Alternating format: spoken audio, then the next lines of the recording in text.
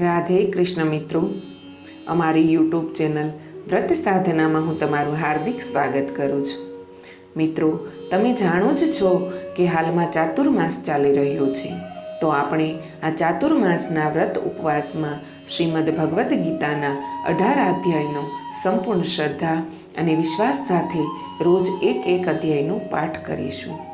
આજે આપણે શ્રીમદ ભગવદ્ ગીતાના 4થા અધ્યાયનો પાઠ કરીએ. જો મિત્રો તમને મારા વિડીયો પસંદ આવતા હોય તો પ્લીઝ અમારી ચેનલને લાઇક, શેર અને સબસ્ક્રાઈબ કરો, એટલે મારા નવા વિડીયોની માહિતી આપ સુધી પહોંચતી રહે. ધન્યવાદ મિત્રો. શ્રી ગણેશાય નમઃ. અધ્યાય 4, જ્ઞાન કર્મ સંન્યાસ યોગ. પૂર્ણ પુરુષોત્તમ શ્રી કૃષ્ણ કહે છે કે મેં આ શાશ્વત યોગનો ઉપદેશ સૂર્યદેવ વિવસ્વાનને આપ્યો, જેમણે તે મનુને અને પશ્ચાત મનુએ ઈશ્વાંકોને આ ઉપદેશ આપ્યો.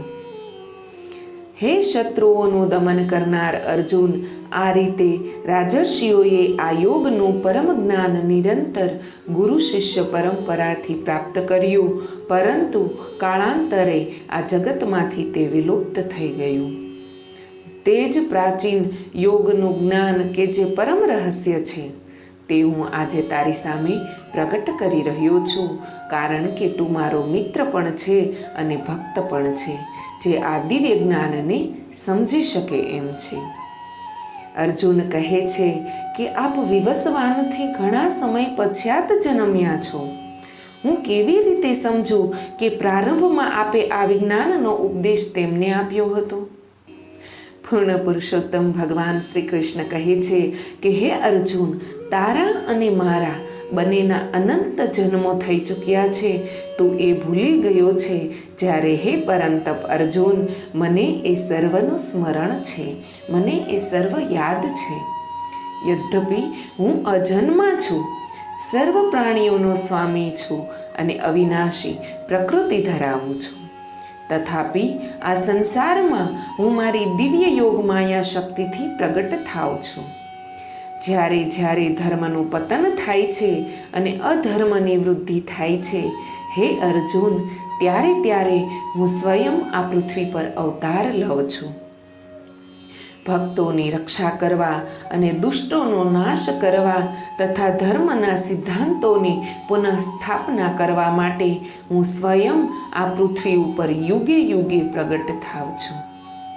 હે અર્જુન, જે મારા જન્મ તથા કર્મોની દિવ્ય પ્રકૃતિને જાણે છે, તેમણે આ શરીર ત્યજ્યા પશ્ચાત સંસારમાં પુનઃ જન્મ લેવો પડતો નથી, પરંતુ તેઓ મારા શાશ્વત ધામને પામે છે. આસક્તિ, ભય તથા ક્રોધથી મુક્ત થઈને મારામાં સંપૂર્ણપણે લીન થઈને અને મારું શરણ લઈને અનેક મનુષ્યો ભૂતકાળમાં મારા જ્ઞાનથી પવિત્ર થયા છે, અને એ રીતે તેઓએ મારા દિવ્ય પ્રેમને પ્રાપ્ત કર્યો છે.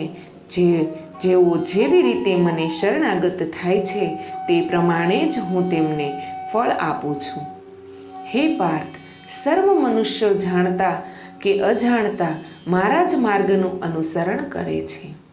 આ સંસારમાં જેઓ સાંસારિક કર્મોમાં સિદ્ધિની ઈચ્છા રાખે છે, તેઓ સ્વર્ગીય દેવતાઓને પૂજે છે, કારણ કે સકામ કર્મોના ફળ શીઘ્ર પ્રાપ્ત થાય છે.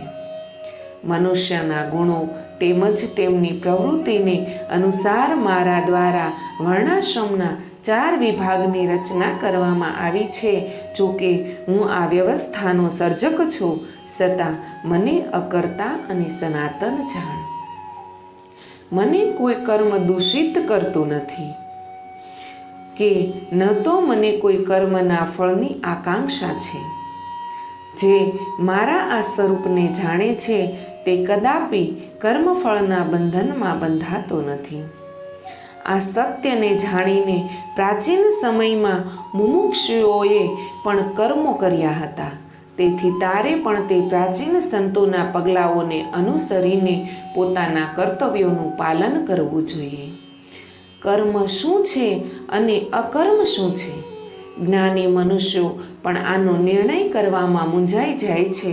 હવે હું તને કર્મોનું રહસ્ય કહીશ, જે જાણીને તું તારી જાતને માયિક બંધનોથી મુક્ત કરી શકીશ. તારે ત્રણેય કર્મો, સૂચિત કર્મ, નિષિદ્ધ કર્મ અને અકર્મની પ્રકૃતિ સમજવી જ જોઈએ.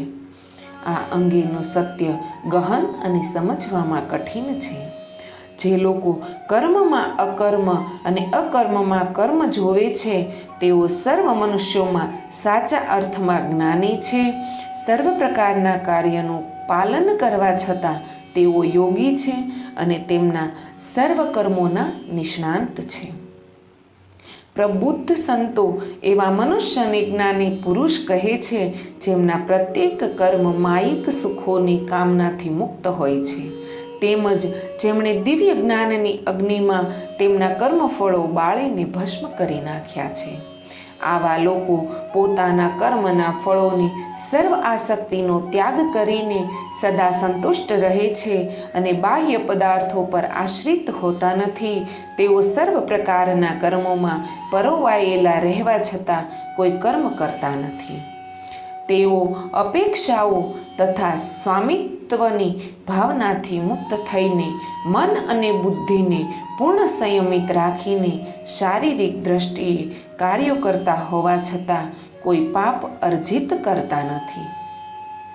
જે મનુષ્ય સ્વતઃ પ્રાપ્ત થતા લાભથી સંતુષ્ટ રહે છે, ઈર્ષાથી મુક્ત રહે છે, તેઓ જીવનના દ્વંદ્વથી રહિત છે. સફળતા અને નિષ્ફળતા બંનેમાં સમભાવ રાખીને તેઓ સર્વ પ્રકારના કર્મ કરવા હોવા છતાં પણ કદાપી બદ્ધ થતા નથી.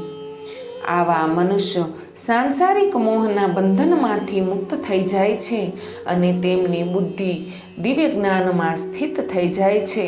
તેઓ સર્વ કર્મ યજ્ઞની ભગવાનને સમર્પિત કરવાની ભાવનાથી કરે છે. તેથી તેઓ કામિક પ્રતિક્રિયાઓમાંથી મુક્ત થઈ જાય છે. જે મનુષ્ય ભગવદ ચેતનામાં સંપૂર્ણ તલ્લીન રહે છે, તેમના માટે આહુતિ બ્રહ્મ છે, હવિ બ્રહ્મ છે, સમર્પણ બ્રહ્મ છે અને યજ્ઞ પણ બ્રહ્મ છે. આવા મનુષ્યો જેઓ સર્વત્ર ભગવાનનું દર્શન કરે છે, તેઓ સરળતાથી ભગવાનને પ્રાપ્ત કરે છે. કેટલાક યોગીજનો સાંસારિક પદાર્થોની આહુતિ આપીને દેવતાઓની પૂજા કરે છે. અન્ય લોકો જે વાસ્તવમાં યજ્ઞ કરે છે, તેઓ પરમ સત્ય બ્રહ્મરૂપી અગ્નિમાં આત્મ આહુતિ અર્પણ કરે છે. અન્ય કેટલાક શ્રવણ તથા અન્ય ઇન્દ્રિયોને સંયમરૂપી યજ્ઞમાં હોમી દે છે. અન્ય કેટલાક ધ્વનિ તથા અન્ય ઇન્દ્રિય વિષયોને યજ્ઞ તરીકે ઇન્દ્રિયોરૂપી અગ્નિમાં હોમી દે છે. કેટલાક જ્ઞાનથી પ્રેરિત થઈને તેમની સર્વ ઇન્દ્રિયોના કાર્યો તથા તેમનો પ્રાણવાયુ મનોનિગ્રહની અગ્નિમાં હોમી દે છે. કેટલાક લોકો પોતાની સંપત્તિ યજ્ઞમાં સમર્પિત કરે છે, તો અન્ય કેટલાક યજ્ઞ તરીકે કઠોર તપસ્યા કરે છે. કેટલાક અષ્ટાંગ યોગની સાધના કરે છે અને અન્ય કેટલાક વૈદિક શાસ્ત્રોનું અધ્યયન કરી કઠોર વ્રત ધારણ કરીને યજ્ઞરૂપે જ્ઞાનનો વિકાસ કરે છે. વળી અન્ય લોકો બહાર જતા શ્વાસને અંદર આવતા શ્વાસમાં યજ્ઞરૂપે અર્પિત કરે છે, જ્યારે અન્ય કેટલાક અંદર આવતા શ્વાસને બહાર જતા શ્વાસમાં યજ્ઞરૂપે અર્પિત કરે છે. કેટલાક પ્રાણાયામની કઠિન સાધના કરે છે અને શ્વાસને નિયંત્રિત કરીને જીવન શક્તિના નિયમનમાં પૂર્ણતયા મગ્ન થઈ જાય છે, જ્યારે કેટલાક તેમનો આહાર ઘટાડી નાખે છે અને શ્વાસને યજ્ઞરૂપે જીવન શક્તિમાં અર્પિત કરે છે. આ સર્વ યજ્ઞને જાણનારા આવા યજ્ઞના પરિણામ સ્વરૂપે તેમની અપવિત્રતાની શુદ્ધિ કરે છે. જેઓ યજ્ઞનું રહસ્ય જાણે છે તથા તેમાં વ્યસ્ત થાય છે, તેઓ તેના અમૃત સમાન અવશેષોનું આસ્વાદન કરે છે અને પરમ સત્ય તરફ આગળ વધે છે. હે કુરુશ્રેષ્ઠ, જેઓ યજ્ઞ કરતા નથી તેઓને આ લોકમાં કે આવતા જન્મમાં કદાપી સુખ પ્રાપ્ત થતું નથી. આ સર્વ વિભિન્ન પ્રકારના યજ્ઞો વેદોમાં વર્ણવવામાં આવ્યા છે. તેમને વિભિન્ન પ્રકારના કર્મમાંથી ઉત્પન્ન થયેલા જાણ. આ જ્ઞાન માયિક બંધનોની ગાંઠ કાપી નાખે છે.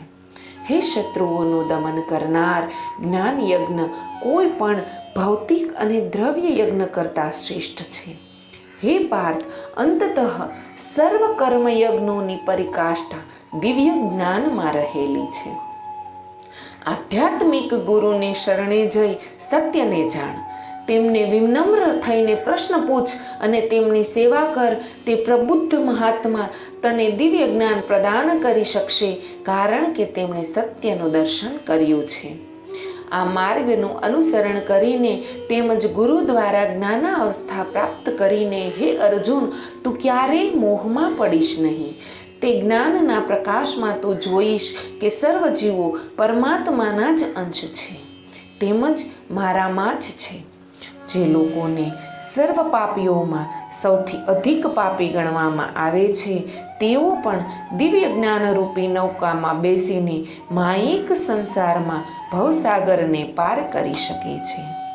જેવી રીતે ભડકે બળતો અગ્નિ લાકડાને બાળીને ભસ્મ કરી દે છે, તેવી રીતે હે અર્જુન, જ્ઞાનરૂપી અગ્નિ પણ ભૌતિક કર્મોના સર્વ ફળોને બાળીને ભસ્મ કરી દે છે. આ સંસારમાં દિવ્ય જ્ઞાન જેવું પવિત્ર કંઈ નથી. જે દીર્ઘકાલીન યોગ સાધના દ્વારા મનને શુદ્ધ કરી દે છે, તે યથા સમયે હૃદયમાં આ જ્ઞાનનું આસ્વાદન કરે છે. તેઓ જેમની શ્રદ્ધા પ્રગાઢ છે, તેમજ જેમણે તેમના મન અને ઇન્દ્રિયોને સંયમિત કરી લીધા છે, તેઓ દિવ્ય જ્ઞાન પ્રાપ્ત કરે છે. આવા દિવ્ય જ્ઞાન દ્વારા તેઓ શીઘ્રતાથી શાશ્વત પરમ શાંતિને પામે છે. પરંતુ જે લોકો ન તો શ્રદ્ધા ધરાવે છે કે ન તો જ્ઞાન ધરાવે છે અને જેઓ સંશયાત્મક પ્રવૃત્તિ ધરાવે છે, તેમનું પતન થાય છે. કારણ કે સંશયગ્રસ્ત જીવાત્માઓ માટે ન તો આ લોકમાં કે ન તો પરલોકમાં સુખ છે. હે અર્જુન, જેમણે યોગની અગ્નિમાં કર્મનો ત્યાગ કર્યો છે, જ્ઞાન દ્વારા જેમના સંશય દૂર થઈ ગયા છે અને જેઓ આત્મજ્ઞાનમાં સ્થિત છે, તેમને કર્મો બાંધી શકતા નથી. તેથી અજ્ઞાનવશ તારા હૃદયમાં જે સંદેહો ઉત્પન્ન થયા છે, તેમને જ્ઞાનરૂપી તલવારથી કાપી નાખ. હે ભરતવંશી, પોતાને કર્મયોગમાં સ્થિત કર. ઉઠ, ઊભો થા અને હે અર્જુન, તું યુદ્ધ કર. ઓમ તત્સદિતિ. શ્રીમદ્ ભગવદ્ ગીતા સુપનિતસ્યુ બ્રહ્મ વિદ્યાયામ યોગશાસ્ત્રે શ્રી કૃષ્ણ અર્જુન સંવાદે જ્ઞાન કર્મ સંન્યાસ યોગો નામ ચતુર્થોડ્યાધ્યાય, એટલે કે ચોથો અધ્યાય અહીં સમાપ્ત થાય છે. ધન્યવાદ મિત્રો.